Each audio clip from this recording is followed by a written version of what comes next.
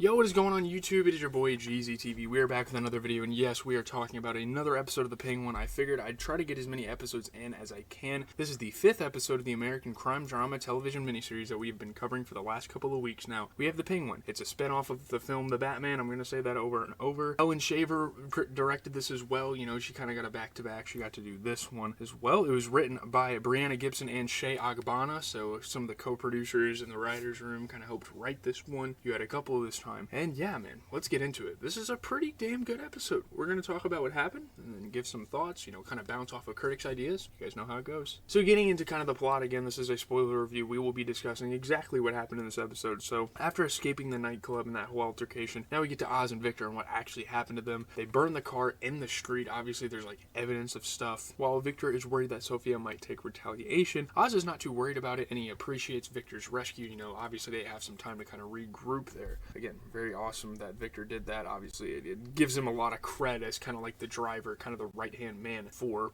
Oz. To get a lead on the gang war, Oz and his henchmen kidnapped Taj, the son of the Maronis. Obviously, the Maronis and them now have beef because Oz kind of went behind their back and started a drug operation without saying anything. He forces Salvatore and Nadia to make an exchange. He will return Taj if Nadia returns the mushroom shipment she took from Oz. You know, they took some of the drops of stuff while they had that altercation at the nightclub. Sal and Nadia reluctantly agree to his terms. Obviously, it's their kid, and it's a really good fucking blackmail by Oz. They're not just gonna let their son die over some fucking mushrooms. So on his way out of prison, Oz sees a news report detailing a gas leak that killed nearly everyone in the Falcone estate, which is obviously something we saw from last episode, I believe, with Sofia among the few survivors, of course. So obviously, you know, Oz can kind of put it together like, yeah, she fucking did that shit. At the estate, Sofia is questioned by the police chief over the events and Johnny Vidi's whereabouts. He deflects any questions, like she's trying to make that excuse. She's like, can't I grieve in peace and stuff like that? Bitch, you fucking killed these people. You don't give a damn about these people. Vidi is revealed to be held hostage underneath the Falcone family cemetery. Obviously, she had to do something with him, with Sofia torturing him to gain access to the Falcone stash of money and maybe get a little bit out of him, you know, some details about the family and all that type of stuff. So while Oz's gang is worried over the death of the Falcones, Oz considers it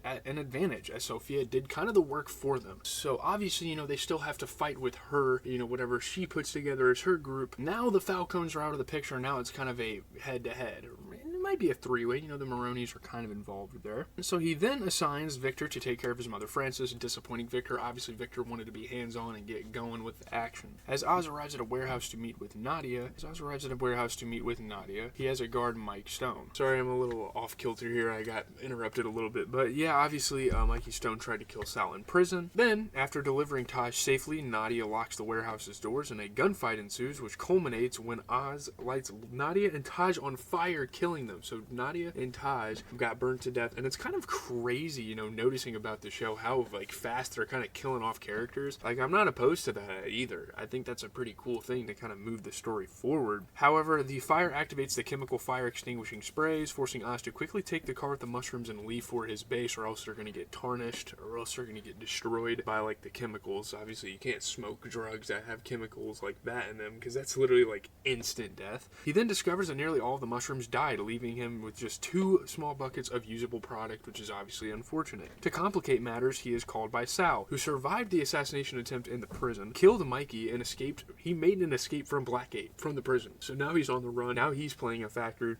into kind of this gang war, really. He threatens Oz's life, and in return, Oz teases that he should call his wife, which is fucking awesome. That's fucking badass. Oz gets Victor to take Frances into hiding, and Victor takes her to an old apartment in Crown Point, a neighborhood where Victor grew up in that was heavily damaged by the floods, and we'll kind of hear soon, you know, how Oz and Victor can kind of relate to each other in that regard. You know, they both grew up in pretty rough environments. After being tortured, you know, meanwhile, Vidi explains that Sofia's mother, Isabella Gigante, was planning to leave Carmine Falcone, but could not due to her own children, eventually agreeing to support her desire to be the new head of the family. She's like, you know what? Fine. You can be the head of the family. I can be your right-hand man. We can do this together. Obviously, Johnny just doesn't want to fucking die yet. And then, I mean, who does? Dr. Rush later visits Sofia, revealing that he knows she was involved in the gas leak and knows that she kind of, like, probably fucking did that, but nevertheless supports the decision and is willing to stay with her, obviously out of, like, pure romance, out of, like, pure, like, having a fucking crush on this girl. She gets VD to set up a meeting with the last remaining henchman of the family, proclaiming that she is now taking over the business. You know, she proclaims that she is the new head. She is the new, boss of the family. So VD resists a little bit, and when he does, Sofia shoots him in the head, so Johnny VD also dies this episode. Again, a lot of spoilers. If you didn't watch the fucking episode going into this, that is your fault. I tried to warn you guys at the beginning. There are so many things that fucking happen. There are so many ways that they move the storyline forward. She declares that she will use the name Gigante, her mother's maiden name, and offers them a share in her father's money for their loyalty, which they accept. So that night, then, Sofia visits Sal at his secluded cabin and offers him a partnership, planning for them to kill Oz and take over the city. So now it's it's pretty much gonna be like the Falcons and Oz, Cobb, and Victor against Sofia and the Maronis. That's pretty much how it's going to go at this point. It's what it's setting up as. So Oz arrives at Victor's apartment and tries to console Francis, but she turns him down. You can't even take care of your own fucking mother. What kind of man are you? Kind of degrading him for that. Obviously, Cobb thanks Victor for his actions and opens up about the death of his siblings, kind of just explaining his upbringing to Victor so he can have an understanding and they can kind of get to know each other more. Finding an old trolley token in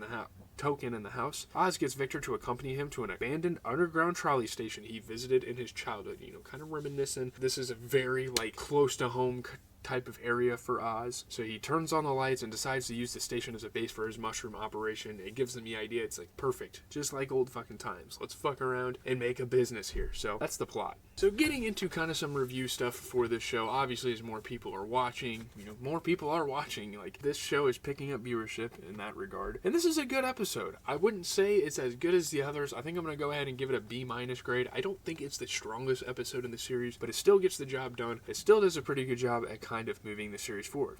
It's good, man. Though not afraid to tease more backstory to come, Homecoming finally ditches the past for a look ahead and actually continues with the main storyline that was getting hyped up in the first 2 episodes of the series. Oz puts in motion his long-laid plans for a citywide takeover with this episode. The episode and Oz himself struggle to keep all the plates spinning, but it finally feels like the Penguin is getting to the action, finally getting to where the season needs to go. The promise of the premiere is finally coming into view, and hopefully with just 3 episodes left, it can stick the landing. Obviously, I'm not sure how many seasons this show plans on doing, but for the sake of the first season and for first impression on fans, hopefully they do it right. It's decent. We've asked more than once while considering the Penguin what kind of TV show it actually wants to be. It's kind of an identity crisis, it does definitely go in a couple of different directions, and it does kind of confuse itself at times. That's okay, though. Again, they're kind of experimenting. They're starting this show. It's a spinoff of The Batman. Are we sitting down each week to a gritty prestige crime drama about a damaged personality imposing its raging insecurities into the world? A Coen-esque, lightly comedic crime caper about an eternal bullshitter flop-sweating his way to success? A pulpy meditation on drama? Homecoming, the 5th episode, doesn't answer these questions so much as it throws up its hands at the whole concept of picking a lane in the first place. Fuck it, 2 shows. Yeah, I will admit that is definitely kind of a disadvantage here, is they try to go for 2 different things. An origin story of the Penguin. Are they telling the origin story of the Penguin, or are they telling, him actually taking over? Which one? The origin story of all the characters and, explaining all the characters in the DCEU. I don't know. It is strange, I will say. It's very messy. Welcome to our double feature, then Oz Cobb's Failure House and Sofia Falcone's Big Day.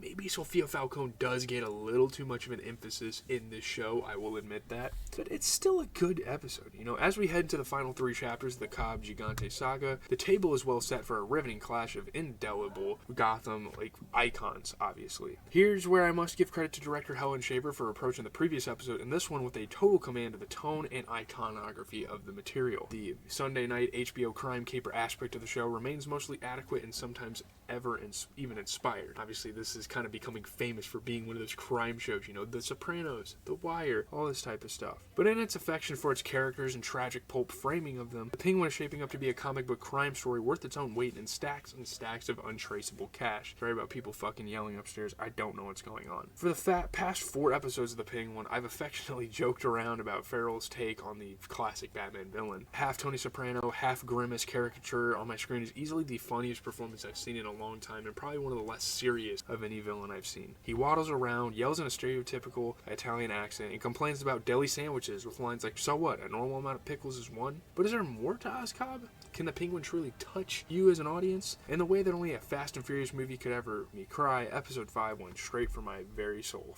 It's good. I mean, whatever the reasoning, it's clear that the lines have been drawn and a new era has dawned in Gotham. Obviously, this is a new universe, and they're looking to kind of embrace that. By the time Oz reveals to Vic his secret lair, the Penguin has finally become the superhero show it was always meant to be. Now let the fight begin. It's doing a really good job at I will say it's doing a really good job at kind of setting up that final sequence and making sure, you close the book and you have an epic fight at the end. Homecoming never wastes a single second, requiring us to pay close attention to every single frame, which I'm not gonna lie, I fell asleep because I was super fucking tired yesterday, so I missed a couple of things. I will put that out there for sure. However, it doesn't once feel too convoluted as director Helen Shaver and writers Brianna Gibson and Shea Agbana succeed at channeling the controlled yet tense atmosphere. Again, another really good episode here. It's a significant choice for the writers and one that carries weight, particularly with those who know their mob history. What the Penguin Season 1 Episode 5 Homecoming does results in a fascinating exploration of these power dynamics that are shifting. Given how Oz is manipulating each and every one of these characters, it'll be exciting to see how these details will line up with one another. This is going to be a long video. I kind of apologize. I didn't really expect me to talk and yap this long. Just kind of in summary, the good thing is that they're doing a good job at setting the stage. They're doing a good job at kind of setting this final battle